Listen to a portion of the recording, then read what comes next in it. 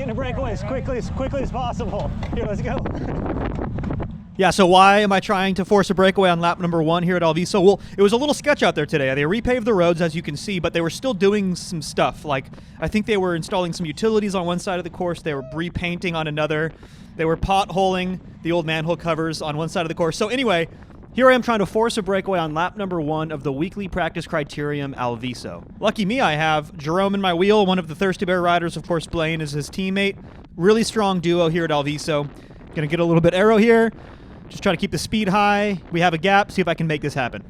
But that doesn't work. Jerome and I get caught. And Jerome's teammate Blaine here on the right showing us why I want to get into the early breakaway. And that was me telling Jerome that his teammate should be relegated.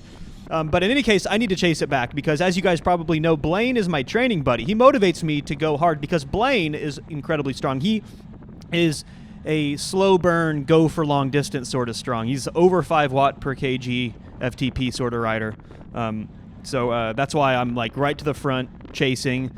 And look who's in my draft. That's his teammate Jerome. So this is like the power of teamwork, is the attack, the counterattack, and try to force me to chase as much as possible because they want me to be tired for the sprint. And I am still working on trying to make a breakaway happen, but not under these terms. Like, I don't want, first of all, I don't want to get ganged up on by the 2 Thirsty Bear guys, but also I don't want to be doing this hard of an effort on the front this early in the race. But in this particular case, I really had to because, as you can see, Blaine is up the road with Max, so I really had to make this effort to bridge. And unfortunately, we don't really have a gap. I really just towed the field up to Blaine. So if I want the breakaway to work, I'm going to have to try again a little bit later on. And we're going to get there, but first, a quick message from the sponsor of this video, and that is BetterHelp. BetterHelp is an online platform that makes starting therapy easier and much less intimidating for a lot of people. Look, it's a new year. Do you have personal development goals you need to work on? Is there a new job you're looking for? Is there a new business you're trying to start? Well, it all starts with you, right? It all starts with your mental health, and finding an online therapist is now easier because of BetterHelp. Therapy sessions can be a phone call, a video chat, or even messaging, whatever's most comfortable and convenient for you. The online platform will match you with one of over 30,000 therapists in their network based on your specific needs, preferences, and location. And to get started, it's very simple. You fill out a quick questionnaire about what challenges you're facing, what kind of stuff you're going through. And in most cases, within 48 hours, you are matched with somebody who meets your specific needs. And here's the great part. If you feel like this therapist that you're matched with isn't a great fit, you can just switch therapists with the click of a button in the settings, no additional cost to you. So click the link in the description or visit betterhelp.com/NorCalCycling. 10% off, and you can join the 4 million people who have already started using BetterHelp. So thanks, and now back to the video. And I find a pretty good opportunity here. We're coming into the tailwind section of the course. I get into the drops here. This time I'm going to try to join a ready-made group. You can see there's 3 already up the road.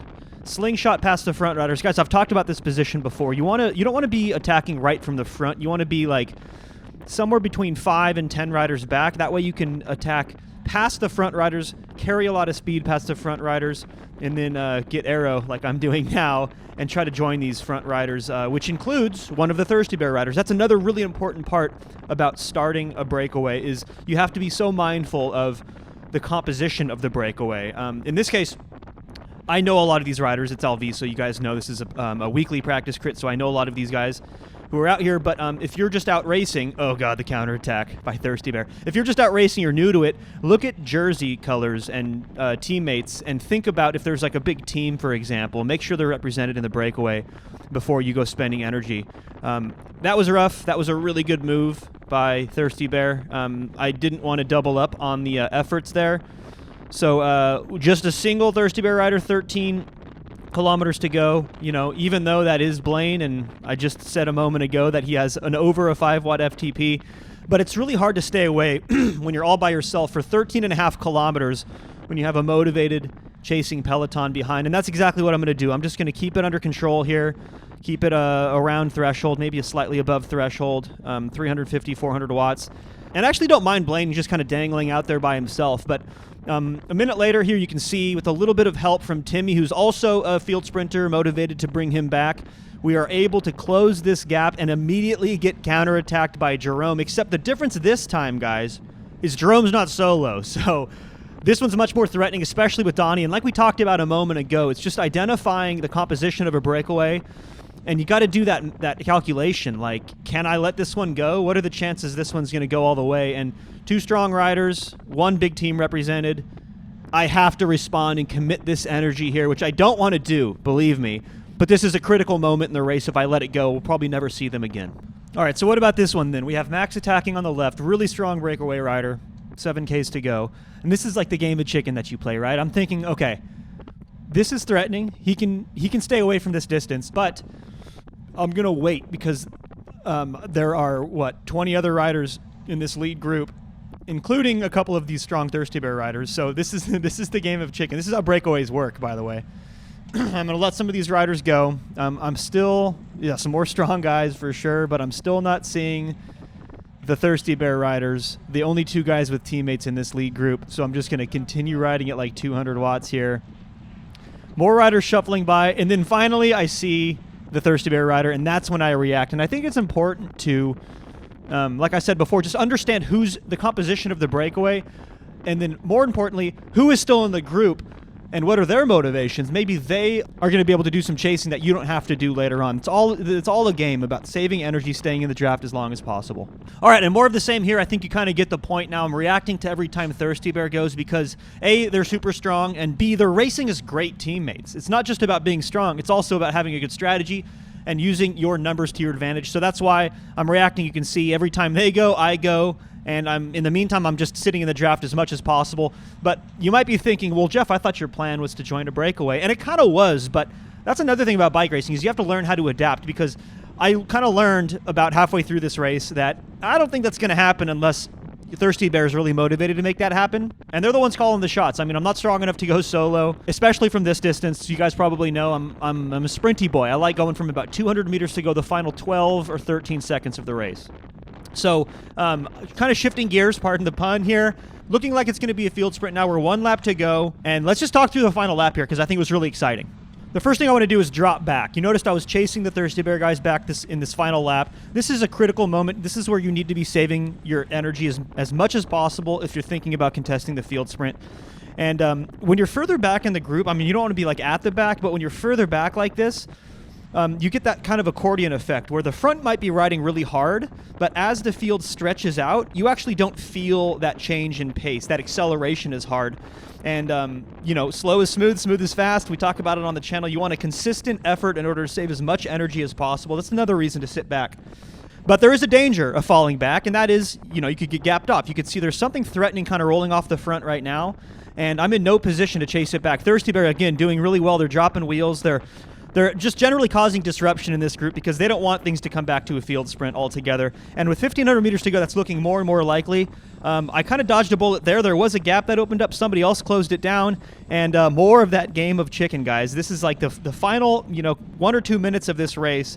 And I just want to stay in the draft as long as humanly possible. As Max goes, I want these riders in front of me to kind of fill in that gap. You can see I'm checking behind, too. I'm seeing who's behind me. And I want to shuffle back some more, right? There's like a sweet spot. If you're too far back, you could get gapped off and lose. If you're too far close to the front, then you end up having to chase. And I just want to probably should be closing this gap down a little bit better to Big Ben's wheel, stay in the draft a little bit longer. Because now, guys, we're counting them down. I mean, we're 1 kilometer to go, just a couple of corners left.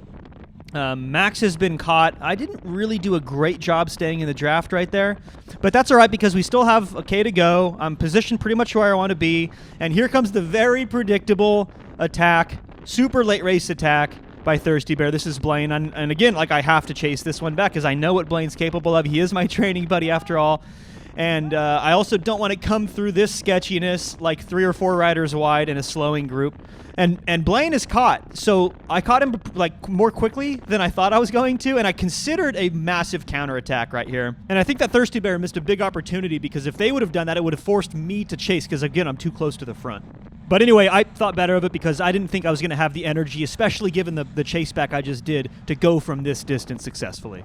I spent a lot of energy just chasing Blaine back, so I'm going to shuffle back a little bit more. And I know it doesn't seem like much, guys, but another 5 seconds I could spend in the draft right here is going to mean a lot in terms of just catching my breath, getting ready for the sprint. Some contact here in these 2 riders. A little bit scary, but I'm going to shoot this gap. I'm right where I want to be right now, guys. 200 meters to go. And Timmy steps on it. This is a later than average sprint, but we had such a fast run-in from Blaine's attack that I'm just going to wait, be patient. And with 50 meters to go, I finally just pop out. Don't really generate some huge numbers, but it did the job because of the timing, because of how I spent as much time in the draft as possible. Brings home another Alviso win. Thanks for watching, guys. If you like this content, be sure to subscribe, and I'll catch you in the next one.